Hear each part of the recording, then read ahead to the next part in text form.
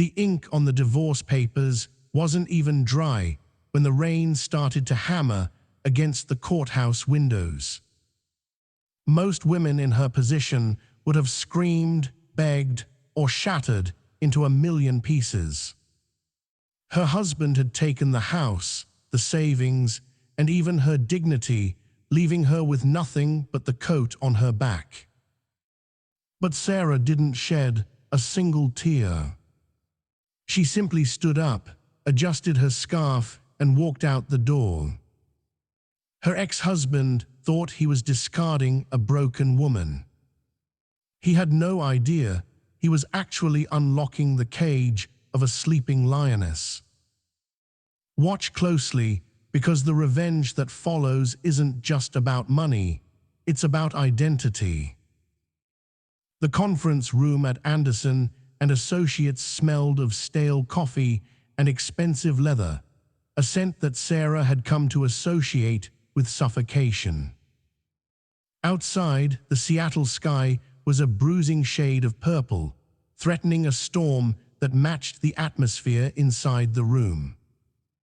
Across the mahogany table sat Liam Anderson.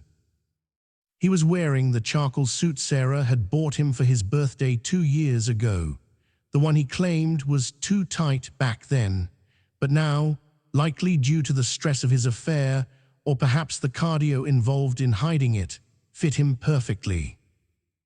Next to him sat Jessica, his assistant turned fiancée.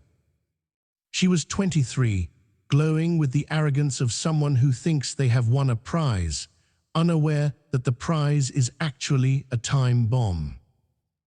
Sign here, here, and here. Liam's lawyer, a man named Mr. Coburn who looked like a vulture in a bow tie, tapped the paper with a gold pen. This stipulates that you waive all rights to the startup, the downtown apartment, and any future earnings from Anderson Tech. In exchange, Liam agrees to cover your legal fees for today. That is it. Liam leaned back, crossing his arms. He didn't look at Sarah's eyes. He looked at her hairline, her cheap sweater, her chipped nails. It's a generous offer, Sarah. Considering you haven't contributed a dime to the household in 6 months, that was a lie. Sarah had paid the rent for 3 years, while Liam played CEO in their garage. She had bought the groceries, paid the internet bill that hosted his servers, and even edited his pitch decks. But she didn't say that. In fact, she didn't say anything. Sarah, Mr. Coburn pressed. Do you understand the terms? Sarah looked at the papers. The dissolution of marriage. It felt less like an ending and more like an exorcism. She picked up the cheap plastic pen provided by the firm. Liam hadn't even offered her the gold one, and signed her name. Sarah Jenkins. Not Sarah Anderson. Not anymore. Finally, Jessica muttered under her breath, checking her phone. We have a reservation at Le Bernardin at 8, Liam. We need to go, Liam smirked, taking the papers back as if snatching a winning lottery ticket. You have until tomorrow to get your boxes out of the apartment. I don't want to see you there when we get back from Cabo next week. Sarah stood up. The chair scraped against the floor, the only loud noise she had made in an hour. Oh, and Sarah, Liam called out as she turned toward the heavy glass doors. Don't try to contact me for money. You wanted the simple life, right? Well, now you have it. Good luck waiting for the bus in the rain, he laughed. It was a cold, hollow sound. Jessica giggled with him, resting a hand on his forearm, flashing the diamond ring that had been bought with money Sarah had helped save. Sarah paused at the door. For a second, the room went dead silent. Liam braced himself for the scream, the curse, the crying jag. He wanted it. He needed her to be broken so he could feel whole. But Sarah just looked at him. Her expression wasn't angry. It was bored. It was the look of a CEO inspecting a spreadsheet of a failing subsidiary before liquidating it. She pushed the door open and walked out. "Pathological," Liam muttered, shaking his head. "She's in shock. She'll be calling me crying by midnight." "Let's go," Jessica said, standing up. "I want to see her walking in the rain. It'll make the champagne taste better." The storm had broken. Rain lashed against the pavement in sheets, turning the gutters into rushing rivers. Liam and Jessica stepped out of the office building under the shelter of a massive umbrella held by the building's doorman. "Where is she?" Jessica asked, scanning the sidewalk. "Probably huddled at the bus stop around the corner," Liam chuckled, adjusting his cuffs. "God, it's pathetic. I almost feel bad." "Almost, look," Jessica pointed. Sarah was standing right at the curb, completely exposed to the elements. But she wasn't huddled. She was standing straight, her face turned upward toward the skyscrapers, the rain soaking her coat. She looked like a statue amidst the chaos of the city.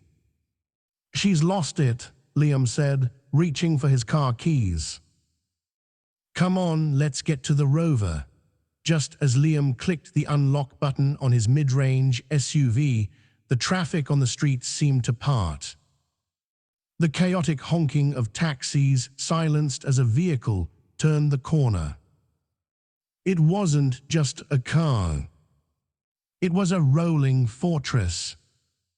A Rolls-Royce Phantom VIII, extended wheelbase, painted in a midnight blue so deep it looked black. The chrome grille gleamed even in the grey storm, aggressive and majestic. It moved with a silent, ghostly grace, gliding over the potholes that Liam's car would have shuddered over. Liam froze. He was a tech guy, a man who appreciated machinery. He knew that car cost more than his entire company's valuation. "Whoa! Check that out." Some diplomat, probably. The massive vehicle didn't pass them. It slowed down. The tires hissed against the wet asphalt as the behemoth came to a gentle, precise halt exactly where Sarah was standing. "No way," Jessica whispered. The front passenger door opened and a man stepped out.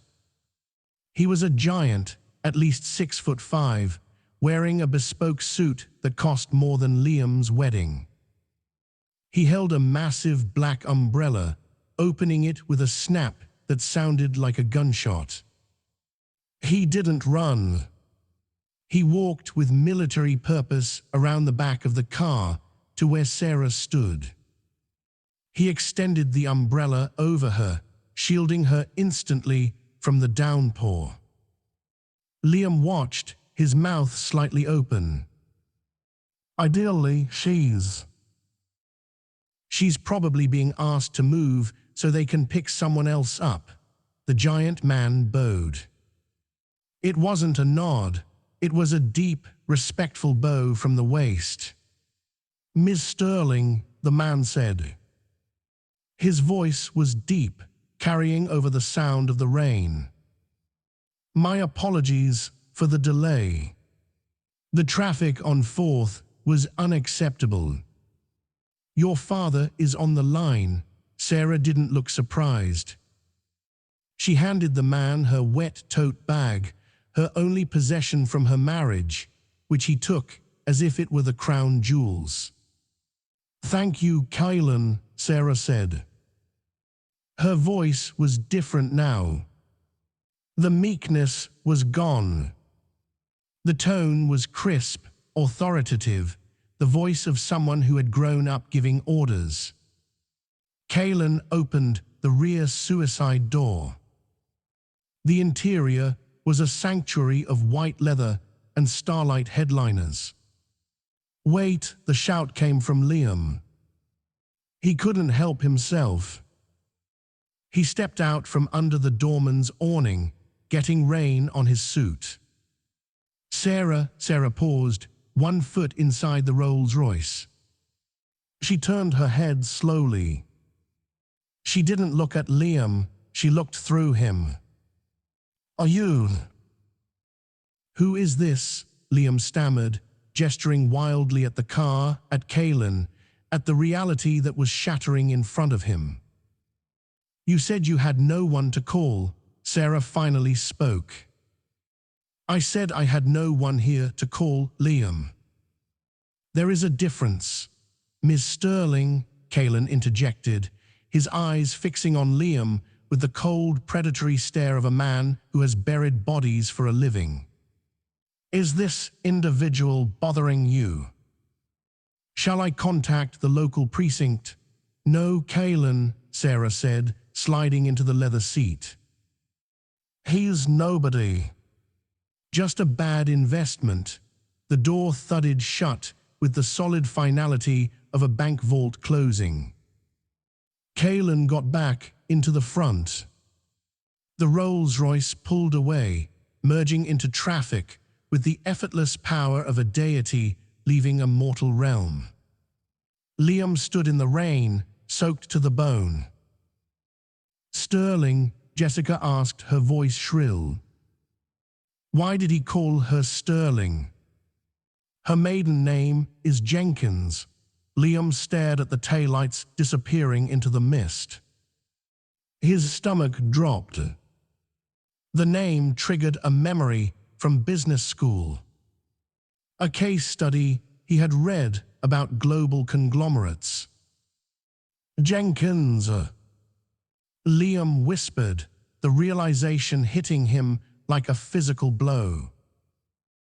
Her mother's name was Jenkins. She took her mother's name when she moved here, so. Who cares? Jessica stomped her foot. You don't understand, you idiot, Liam snapped, turning on her.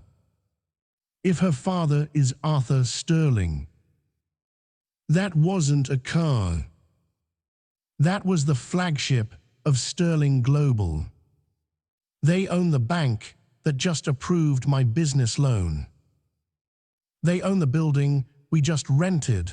Liam looked at his shaking hands.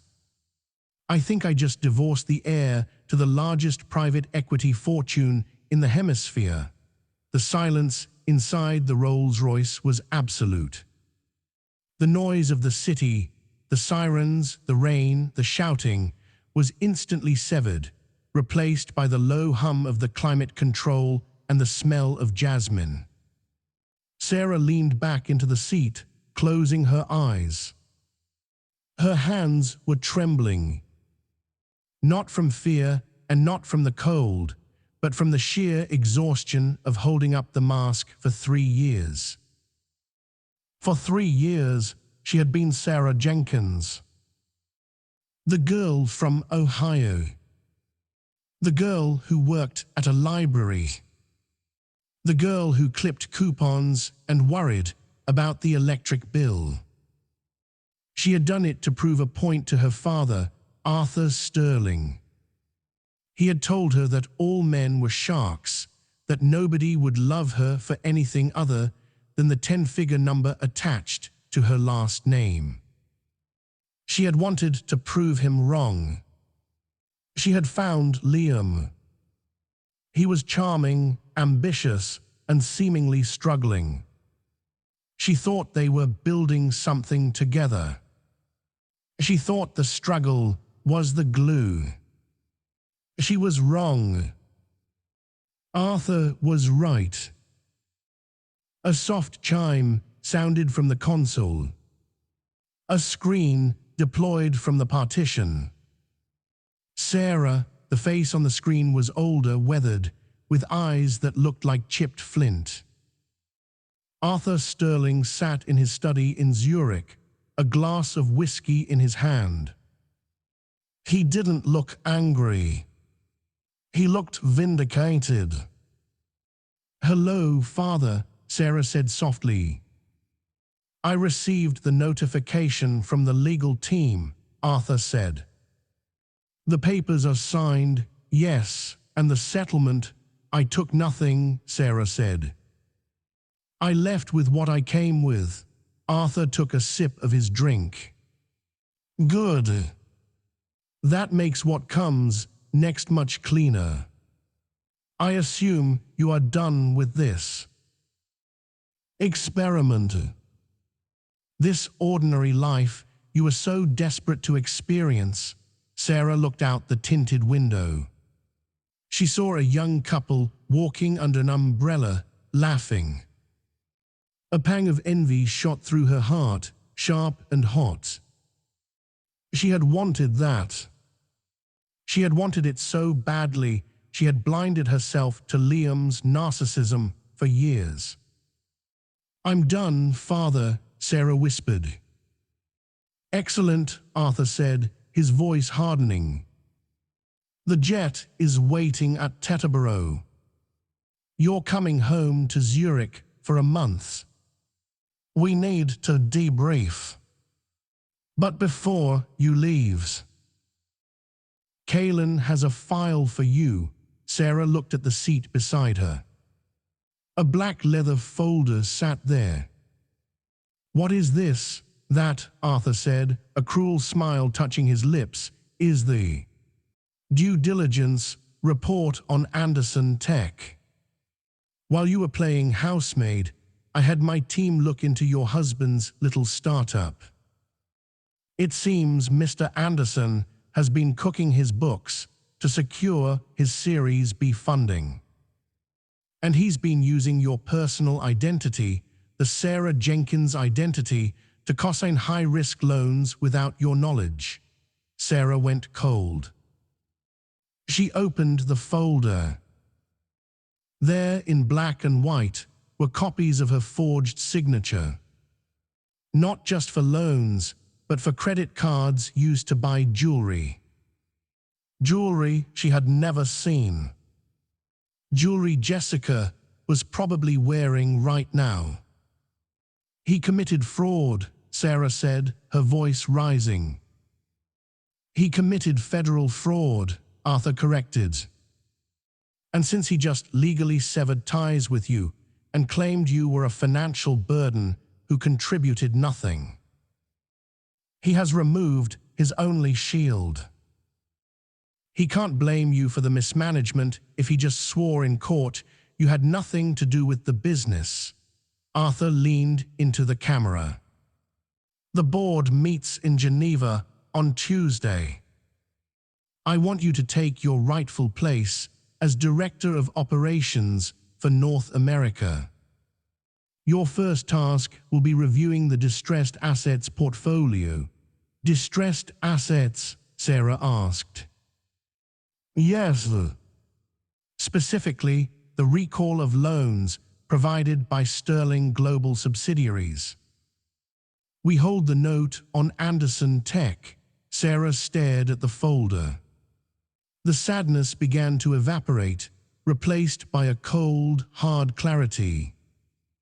Liam hadn't just broken her heart, he had tried to ruin her credit, her name, and her future, all while smiling to her face. She closed the folder. "I'll see you in Zurich, Father. Welcome back, Sarah." The screen went black. Sarah pressed the intercom button. "Kaylin, yes ma'am, change of plans. We aren't going to the airport yet. "Ma'am, take me to the Pier Hotel. I need a shower, I need a stylist, and I need you to call the fraud department of the FBI. I want to file a report before we leave the country." Kaelin's eyes met hers in the rearview mirror. He smiled, a rare expression for the giant. "With pleasure, Miss Sterling." The champagne at Le Bernardin tasted like victory to Liam Anderson. It was a vintage Dom Perignon, the kind he had always dreamed of ordering without looking at the price list. Across the table, Jessica was beaming, her finger tracing the rim of her glass, the diamond on her hand catching the soft, ambient light of the restaurant. "To us," Jessica cooed, leaning in. "And to freedom." I can't believe she actually just left. No fight for alimony. No demand for the apartment. Liam swirled the golden liquid, a smug grin plastering his face. "Sarah never had the stomach for a fight, Jess. She's passive. She's the type of woman who apologizes when you step on her foot. Honestly, I did her a favor. She wasn't cut out for this world, the world of high stakes, the world of winners." He took a sip, feeling the warmth spread through his chest. In his mind, he was untouchable. His company, Anderson Tech, was on the verge of closing its Series B funding round. He had investors lining up from Silicon Valley to Singapore. The divorce was the final loose end tied up before his ascent to the cover of Forbes. "So," Jessica whispered, "when do we move the rest of her junk out? I want to redecorate. That beige sofa is hideous." "Tomorrow," Liam promised. "I'll hire movers to dump it all in storage. Or the trash. Whatever is easier." His phone buzzed on the white tablecloth. Liam frowned. It was 9:00 p.m. He glanced at the screen. It was his CFO, Gary. "Ignore it," Jessica said, pouting. "I can't, babe. Gary never calls this late unless the server farm is on fire." Liam picked up the phone, his voice dripping with annoyance. "Gary, this better be good." "I'm celebrating." "Liam," Gary's voice was tight, high-pitched and trembling. "You need to check your email." "Now I'm at dinner, Gary." "Can't it wait?" "No, it can't wait," Gary shouted, the panic cracking his voice. "The bank just froze the operating accounts. All of them. Payroll, the vendor accounts, even your corporate card." Liam felt the blood drain from his face. "What are you talking about?" "We have $3 million in the operating account." "We had $3 million, Gary stammered. "I just got a notification from Global Sovereign Bank. They've exercised the material adverse change clause in our loan agreement. They're recalling the full principal of the bridge loan." "Immediately, they can't do that," Liam hissed, standing up and knocking his napkin onto the floor. Heads turned in the restaurant, but he didn't care. "That loan is good for another 18 months. Read the email, Liam. They flagged irregularities in guarantor identity. They're saying the cosigner on the loan, the collateral, it's been flagged as fraudulent." Liam froze. The room seemed to tilt. The cosigner. When Liam had started the company, his credit was shot. He needed a guarantor with a spotless record. Sarah had excellent credit, remarkably excellent for a librarian. He had used her social security number, forging her signature on the digital documents, assuming she would never find out. As long as he made the payments, what did it matter? It was a technicality. A victimless crime. Fix it, Liam snapped, though his hand was shaking. Call their legal department. I did, Gary said, his voice dropping to a whisper. They wouldn't talk to me. They said the file has been transferred to their internal fraud unit, and Liam, they mentioned the FBI. Liam hung up the phone. He stood there in the middle of the most expensive restaurant in New York, feeling like he was naked. Liam, Jessica asked, her smile fading. What's wrong? Is it the deal? We have to go, Liam said, throwing a credit card onto the table. But we haven't even ordered the souffle. We have to go now, Liam roared, grabbing his coat. The waiter arrived a moment later, looking uncomfortable. Sir, I'm afraid this card has been declined. Liam stared the black Amex card. It was the heavy metal one he showed off at bars. Try it again, Liam snarled. I've tried it 3 times, sir. The terminal says, confiscate card, Jessica gasped, shrinking back in her seat. The humiliation was physical, a heat wave radiating off Liam's skin. He had to dig into his wallet and pull out a debit card linked to his personal savings, an account that had barely enough to cover the $400 bottle of wine.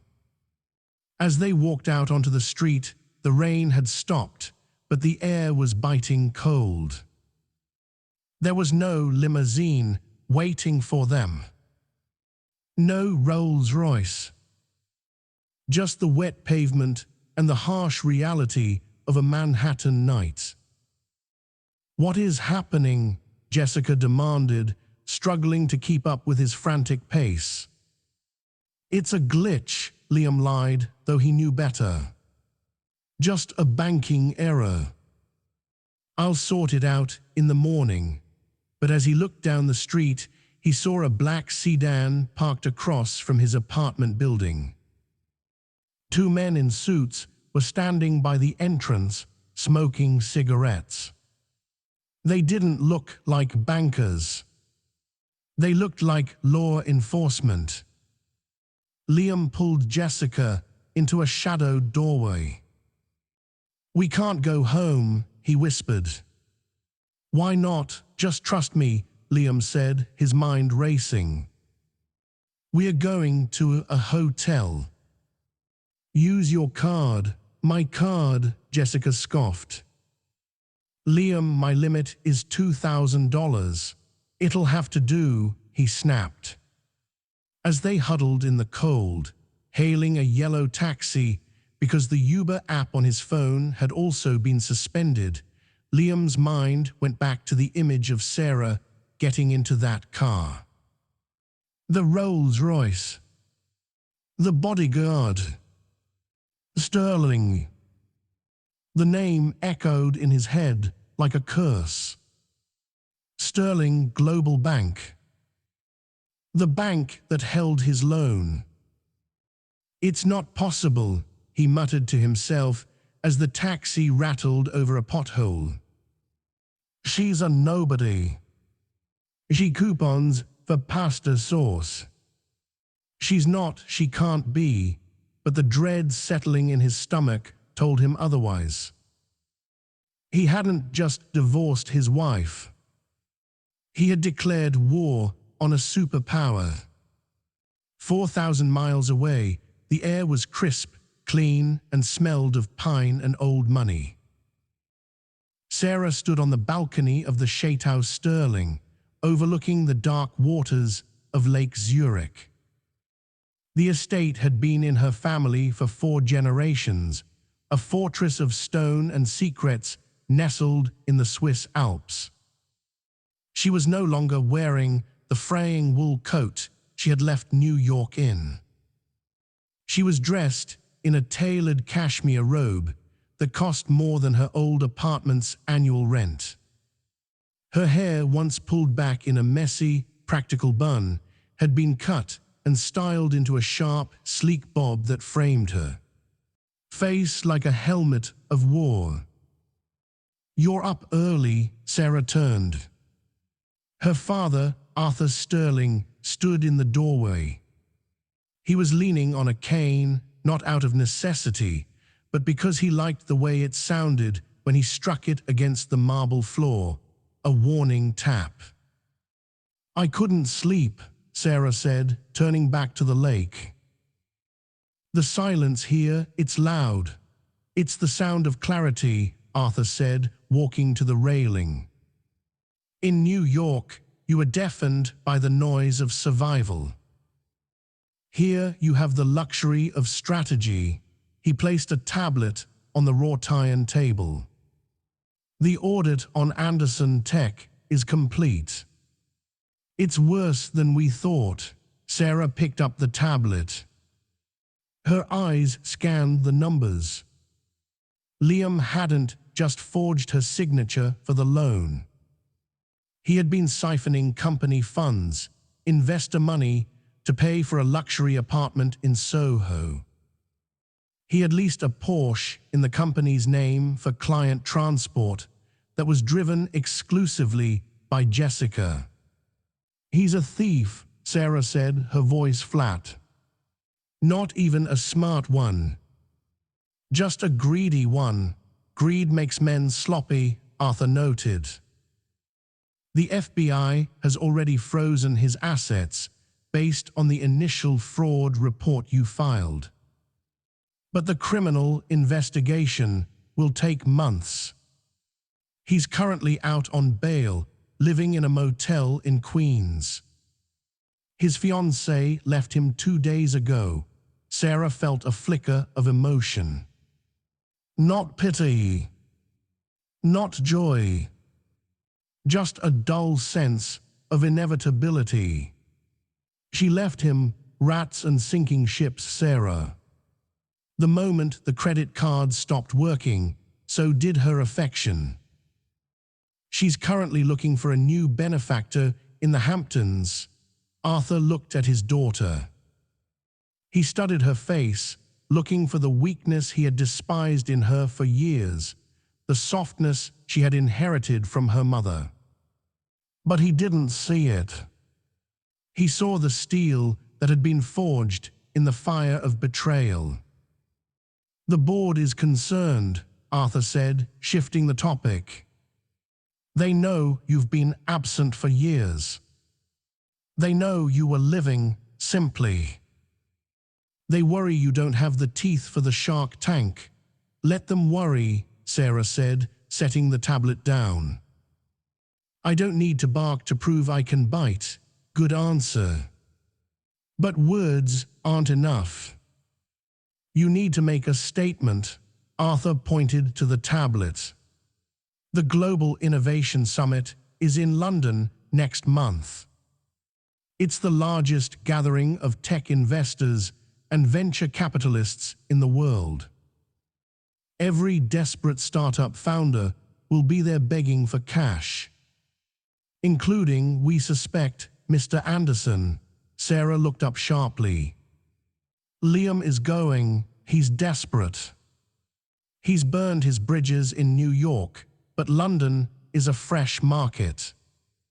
He thinks he can hustle up a private investor to pay off the bank before the indictment comes down. He scraped together his last few dollars to buy a pass." Arthur smiled, a cold, predatory expression. "I want you to lead the keynote address, Sarah. I want you to introduce the new direction of Sterling Global. I want you to be the face that tells the world and him that the future belongs to us." Sarah looked at the reflection of herself in the glass door. She didn't see the librarian anymore. She saw a woman who had survived. He won't recognize me, Sarah said softly. Not really. He never really looked at me. He only looked at what I could do for him, then make him look, Arthur said. Make him see exactly what he threw away. Sarah tightened the belt of her robe. Tell the stylists I want the red dress. And tell the legal team to prepare the acquisition papers. Acquisition? Arthur raised an eyebrow. You want to buy his failing company? No, Sarah smiled, and it was the first time she had smiled in months. I want to buy his debt. I want to own the very ground he stands on. And when he slips, I want to be the one holding the rope. The London fog didn't just obscure the city, it seemed to swallow it whole, muffling the sounds of traffic into a dull, grey hum. Outside the Royal Lancaster Hotel, the air was thick with the scent of diesel and damp wool, but inside the revolving glass doors, the atmosphere shifted instantly. It smelled of ozone, expensive cologne, and the terrifying metallic scent of raw capital. Liam Anderson adjusted his tie in the reflection of a brass pillar near the cloakroom. The knot was too loose. His hands were shaking too much to fix it. He looked at his reflection and barely recognized the man staring back. The Liam Anderson of 6 months ago was a golden boy, tan, rested, wearing a bespoke suit that fit like a second skin. The man in the mirror now looked like a photocopy of a photocopy, faded, graying at the edges, and rapidly losing definition. He had lost 15 pounds. His suit, an off-the-rack purchase from a department store sale, hung off his shoulders like a shroud. He hadn't eaten a real meal in 2 days, surviving on airplane peanuts and the adrenaline of pure panic. "Ticket, sir?" the usher asked, looking at Liam's scuffed shoes with a micro-expression of disdain. Liam fumbled with his phone. The screen cracked from when he dropped it in the taxi. He pulled up the QR code. He had spent his last $4,000, literally the bottom of his personal overdraft, to buy a standard access pass to the Global Innovation Summit. "Scan it," Liam snapped, his voice sounding brittle. The machine beeped green. The usher stepped aside. "Enjoy the summit, Mr. Anderson." Liam walked into the grand ballroom. It was a cavernous space, lit by chandeliers that looked like frozen explosions of crystal. 2,000 people filled the room. These weren't just people, they were the architects of the modern world. Venture capitalists from Silicon Valley, oil barons from Dubai, banking tycoons from Zurich. They stood in tight, impenetrable circles, laughing at jokes that cost millions of dollars. Liam took a deep breath. "You only need one," he told himself. "You just need one yes." He spotted a man he recognized, Thomas Klein, a heavy hitter from a Berlin tech fund. Liam had met him once at a mixer in San Francisco when Anderson Tech was the hot new thing. "Thomas," Liam exclaimed, forcing a smile that felt like it was stretching his skin too tight. He approached the circle. "Liam Anderson." "Great to see you again," Thomas turned.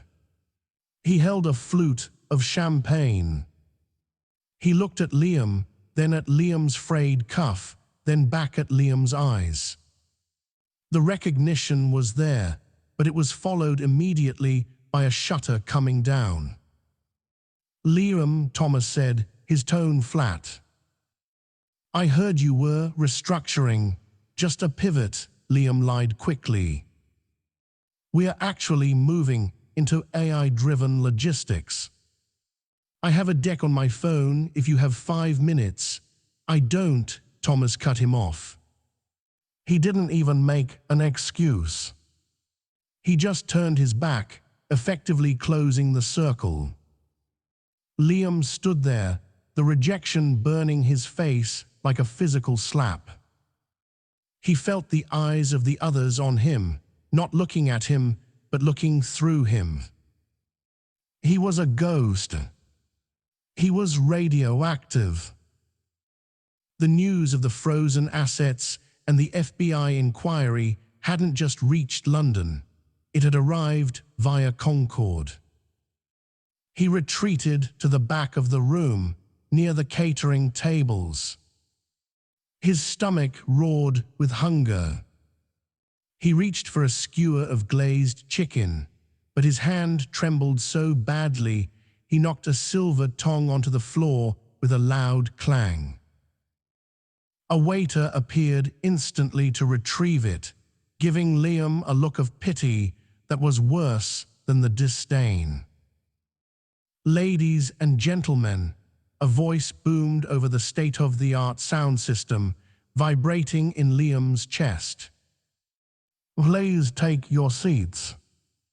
The keynote address is about to begin." The lights dimmed, plunging the room into a heavy, expectant darkness. The chatter died down, replaced by the rustle of expensive fabric as 2,000 people turned toward the massive stage. A single spotlight cut through the darkness, illuminating a podium made of frosted glass. "Tonight," the announcer continued, "we are privileged to hear from the organization that has redefined ethical banking for the 21st century. Please welcome the newly appointed Director of Global Strategy for our primary sponsor, Sterling Global, Ms. Sarah Sterling." Liam frowned in the darkness. Sterling. The name made his stomach twist. It was the name of the bank that had pulled his loan. The bank that was currently suing him. He hated them. He wanted to leave, but his legs felt like lead. The massive screens behind the stage flared to life, showing the live feed. A woman walked out from the wings. The applause started politely, then swelled into a roar. She moved with a kinetic grace, eating up the space on the stage. She wore a dress of deep crimson silk, tailored so sharply it looked like a weapon. Her hair, once a messy shade of brown he used to complain about, was now a sleek, obsidian helmet that framed a face of striking, terrifying beauty. Liam squinted. The hunger, the fatigue, the darkness, it was playing tricks on him. She stepped into the halo of the spotlight. She placed her hands on the podium. On her finger, a diamond the size of a quail's egg glittered under the stage lights. She looked out at the audience.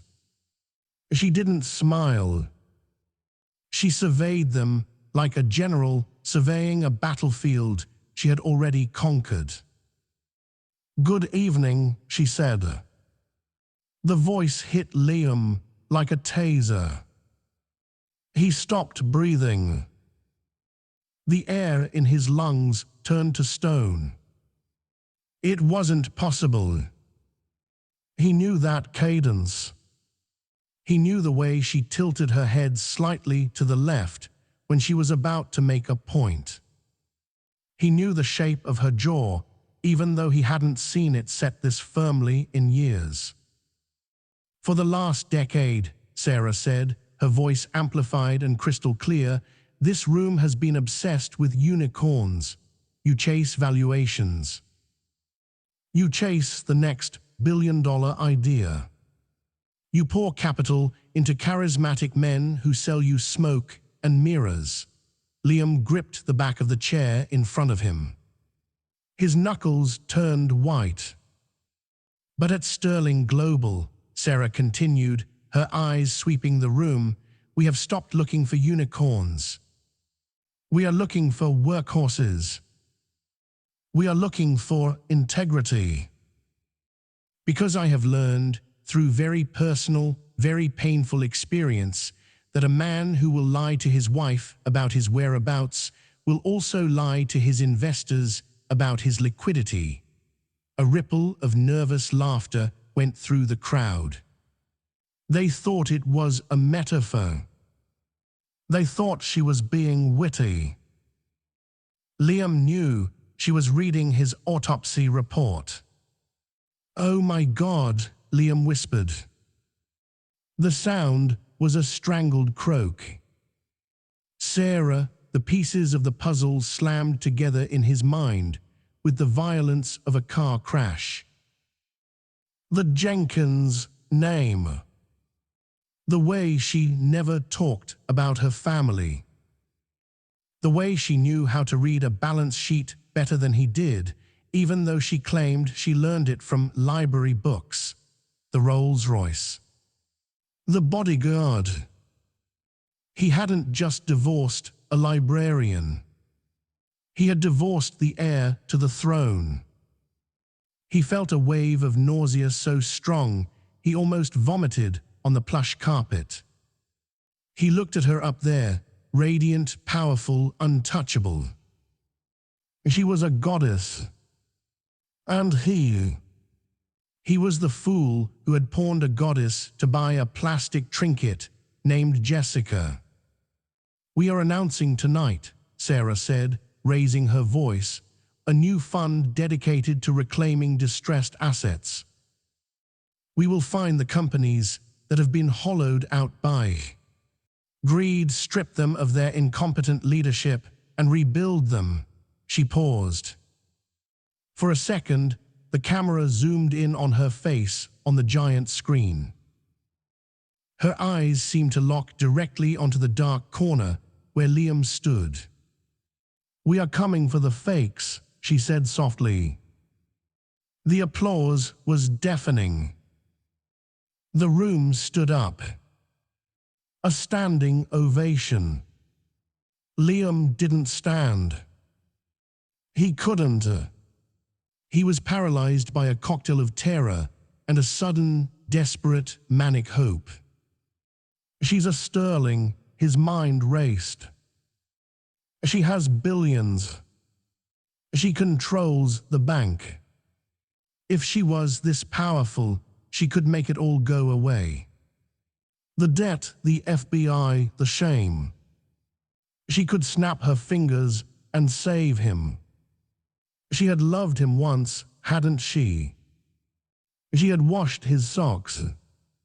She had cooked his meals. There had to be something left. A spark. A memory. He had to get to her.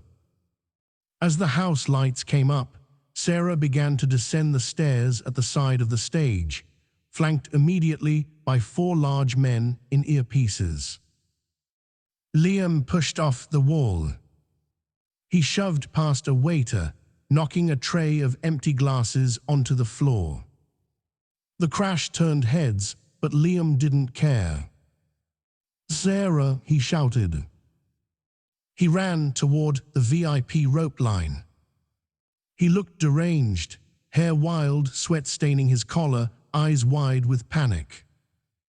"Sarah, wait!" He reached the velvet rope just as she was passing. He lunged over it, grabbing for her arm. A hand the size of a catcher's mitt slammed into his chest. It was the giant. Kalen.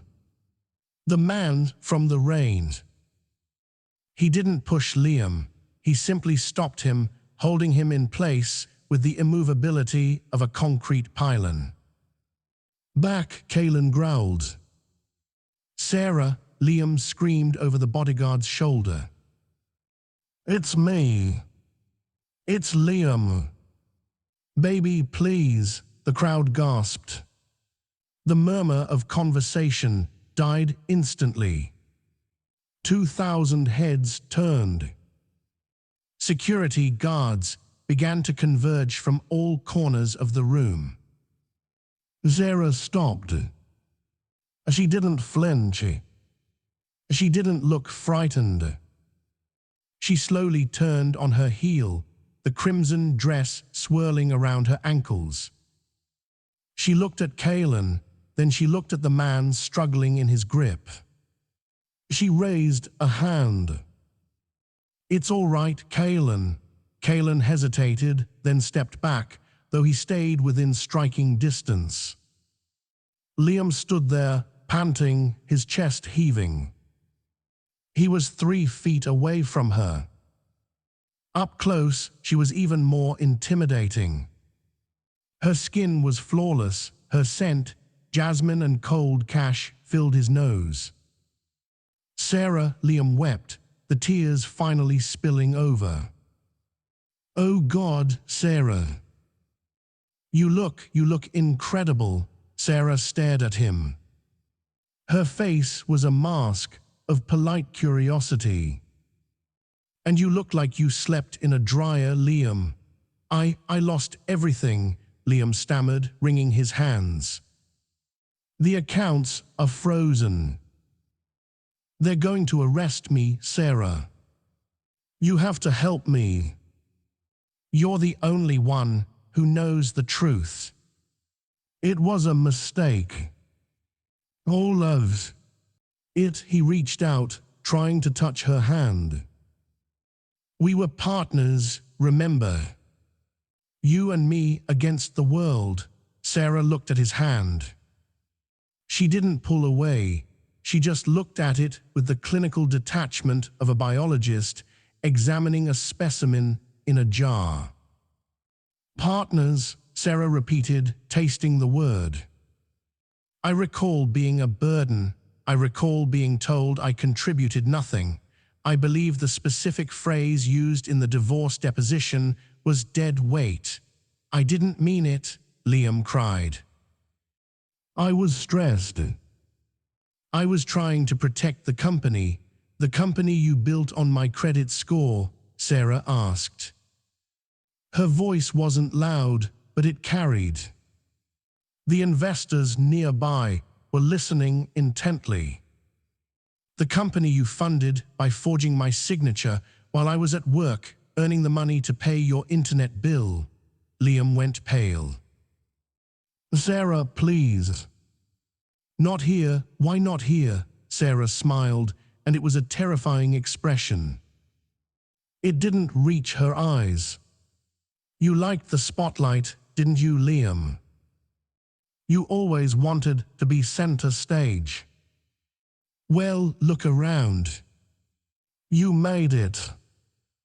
Everyone is looking at you." Liam looked around. The faces of the industry leaders were filled with disgust. He saw Thomas Klein shaking his head. "I can fix it," Liam whispered, dropping to his knees. He didn't care about dignity anymore. "I'll do anything. I'll take you back. We can start over." Sarah looked down at him. From her height in the heels, she loomed over him like a skyscraper. "Take me back," she laughed, a dry, humorless sound. "Liam, you seem confused. You think this is a negotiation. You think we are playing the same game." She leaned down, bringing her face close to his. "I am not your wife anymore," she whispered, her voice like liquid nitrogen. "I am the institution you owe $5 million to. And unlike my former self, I don't give second chances to bad investments." She straightened up, smoothing the silk of her dress. "Kaelan," she said, her voice returning to a bored, professional tone. Have this man removed. He's distressing the other guests. And check his pockets before you throw him out. What? Liam blinked, confusion warring with his misery. The buffet, Sarah said loudly, gesturing to the room. He looks famished. I suspect he's been stuffing shrimp into that cheap suit jacket. We can't have thieves at the summit, can we? I didn't steal anything, Liam shrieked as Kaelan grabbed him by the collar. You stole 3 years of my life, Liam, Sarah said, turning her back on him. Consider the shrimp a severance package. She walked away, the cameras flashing, capturing her silhouette against the lights. Sarah! Sarah, Liam's screams were cut short as Kaelan and 2 other guards dragged him backward. His heels dragged across the expensive carpet, leaving scuff marks. They hauled him through the crowd, past the staring eyes of the people he had desperately wanted to impress. They reached the side exit. Kaelan kicked the door open and threw Liam out. He landed hard on the wet pavement of the loading dock. A puddle of cold, oily water soaked instantly into his trousers. The heavy steel door slammed shut behind him, the lock clicking with a sound of finality. Liam lay there in the alley, the rain mingling with the tears on his face. From inside the hotel, he could hear the muffled sound of applause resuming, a celebration of the future that had just locked him out in the cold. The rain in London was different from the rain in Seattle. In Seattle, it was a constant grey drizzle that seeped into your bones. In London, it was sharp, cold, and felt like judgment. Liam Anderson sat on a park bench outside the Royal Lancaster Hotel, soaking wet. His tuxedo was ruined. His shoes were scuffed. He had been escorted off the premises by security in front of the most important people in his industry. He checked his phone. His battery was at 4%. He had 1 missed call. It wasn't from a creditor. It wasn't from his lawyer. It was from a number he didn't recognize, with a Switzerland country code. Desperate for any lifeline, Liam dialed it back. Mr. Anderson, a crisp male voice answered instantly. We have been expecting your call. My name is Charles Grave. I represent a private equity firm that specializes in distressed assets. Liam sat up straighter, wiping water from his forehead. Distressed assets. Yes. Yes, that's me. I mean, that's my company. Look, Anderson Tech is fundamentally sound. We just have a cash flow. Save the pitch, Mr. Anderson, Grave interrupted. We know your situation. We know about the frozen accounts. We know about the pending indictment in New York. We also know that if you don't secure $5 million by tomorrow morning to pay back Global Sovereign Bank, you will be arrested the moment you try to board your flight home. Liam swallowed hard. The truth was brutal, but hearing it out loud was clarifying. Can you help me? We can. We are willing to buy out your position. A complete acquisition of Anderson Tech. We pay off the debt, you walk away clean. No prison time. No bankruptcy. I'll take it, Liam said, almost sobbing.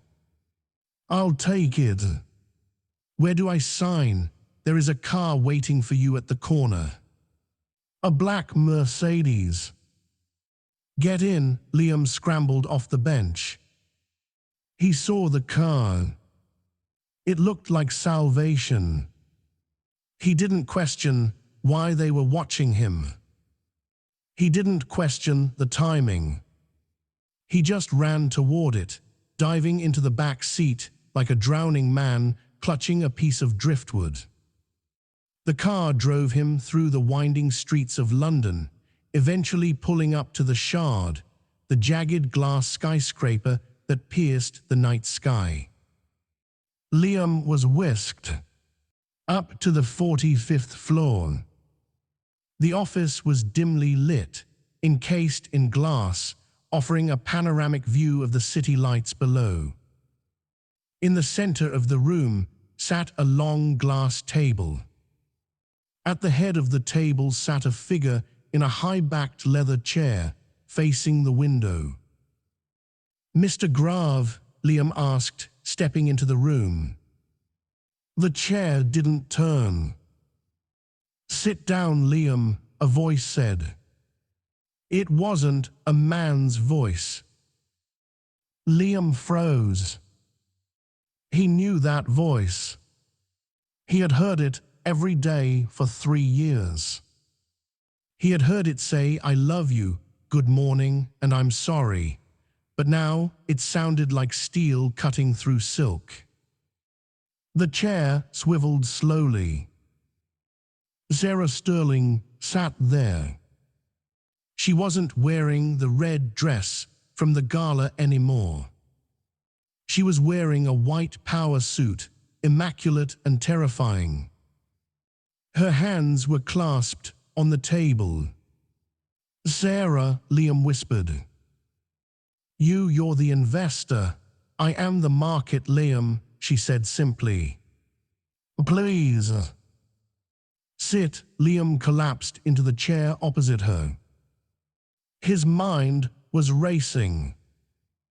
"You bought the debt. You're going to save me."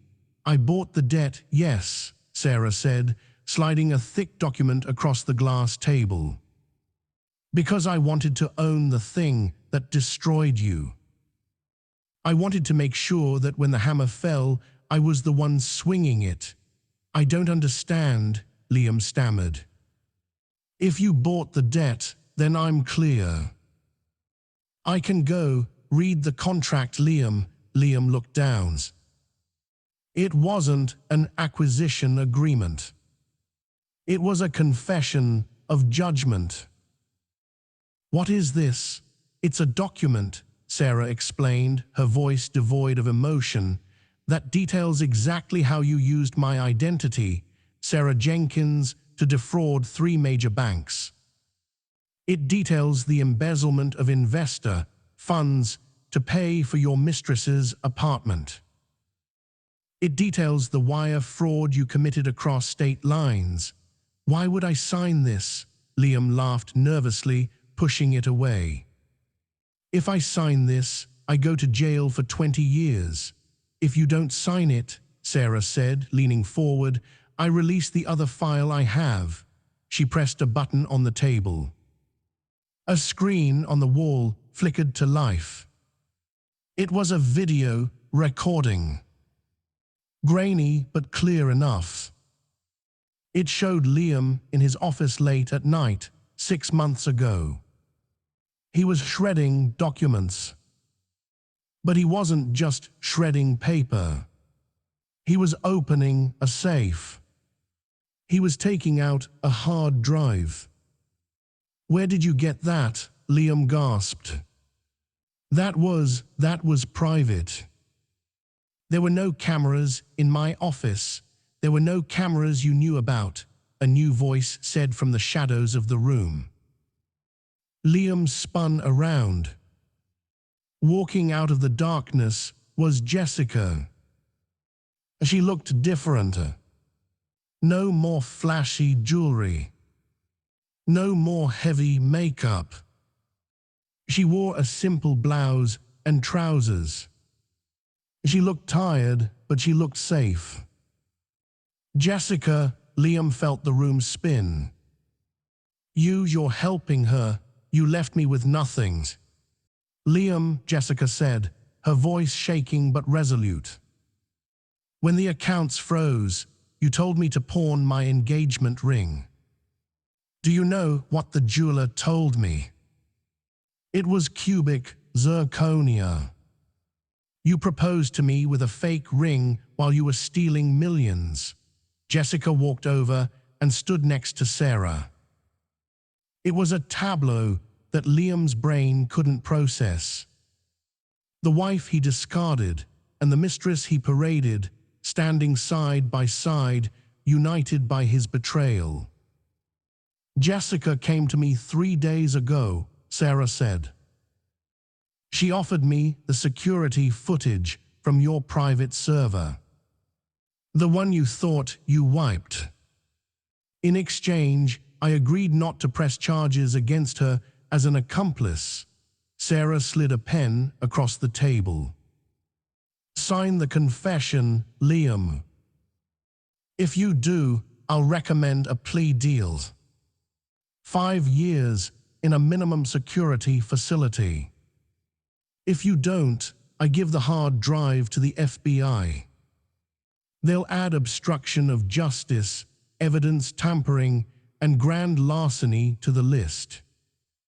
You'll be looking at 30 years, and you'll serve it in a place where people won't care about your startup valuation. Liam looked at the pen.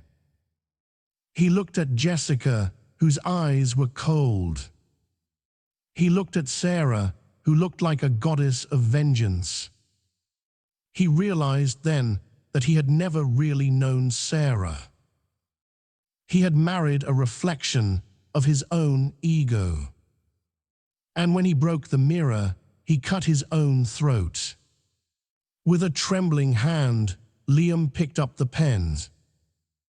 He signed, Liam Anderson. As soon as the ink touched the paper, the doors to the office burst open. 4 officers from the Metropolitan Police entered, followed by 2 agents in FBI windbreakers. Liam Anderson, the lead officer shouted. You are under arrest for conspiracy to commit wire fraud and international money laundering. Stand up and put your hands behind your head. You said you'd help me, Liam screamed at Sarah as the officers grabbed him. You said you'd recommend a plea deal. Sarah stood up, picking up the signed confession. She handed it to the FBI agent.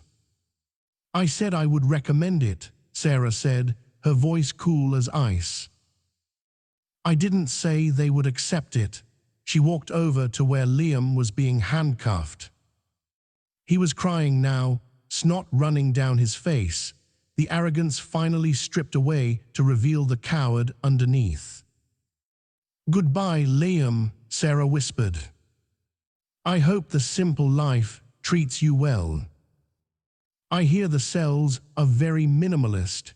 The officers dragged him out. His screams echoed down the hallway until the elevator doors dinged shut, leaving the room silent. Sarah let out a breath she felt like she had been holding for years. She looked at Jessica. You're free to go, Sarah said. The jet leaves for New York in an hour. You can be on it if you want. Jessica shook her head. No, I think I need to figure out who I am without a man paying for it. Thank you, Sarah. For not destroying me too. You were a victim too, Jessica. Just a willing one. Don't make that mistake again. Jessica nodded and walked out. Sarah turned back to the window. The London skyline glittered below her. She saw her reflection in the glass. She didn't see the broken divorcee. She didn't see the heiress. She saw herself. The door behind her opened again. It was Kaelin. Ms. Sterling, the giant said softly, your father is on the line. He wants to know if the acquisition is complete. Sarah picked up the phone. Father, is it done? Arthur Sterling's voice crackled over the line. It's done, Sarah said. Anderson Tech is ours. Liam is in custody. Good, Arthur said. Now come home. The board has voted.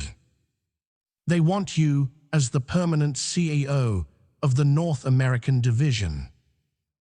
You have work to do. Sarah looked down at the street. Far below, she saw the blue lights of the police van speeding away, carrying the last remnant of her past life into the darkness. I'm on my way, Sarah said. And father, yes, order the new stationery. I'm changing the company motto to what? Sarah smiled. Value is not what you have. It's what you are. She hung up the phone. Kaelin held the door open for her. Sarah Sterling walked out of the room, her heels clicking a rhythm of victory against the floor, ready to build an empire on the ashes of her heartbreak. And that is the story of Sarah Sterling, a woman who was left with nothing but her dignity, only to realize that dignity was the most expensive currency of all. Liam thought he was breaking a fragile glass doll, but he didn't realize that some glass is bulletproof. He traded a loyal partner for a fleeting illusion, and in the end, he paid the ultimate price. It just goes to show that in the game of life, you should never underestimate the quiet ones. The person you discard today might be the person holding your fate tomorrow. Sarah's revenge wasn't about hurting Liam. It was about reclaiming the power he tried to steal. She didn't just survive the storm, she became the storm. Wow, what a journey. If Sarah's transformation gave you goosebumps, hit that like button right now. It really helps the channel. What would you have done in Sarah's shoes? Would you have saved Liam at the end, or did he get exactly what he deserved? Let me know your thoughts in the comments below. I read every single one. And if you want more stories about karma, betrayal, and ultimate comebacks, make sure to subscribe and ring that notification bell so you never miss a video. Thanks for watching, and remember, the best revenge is massive success.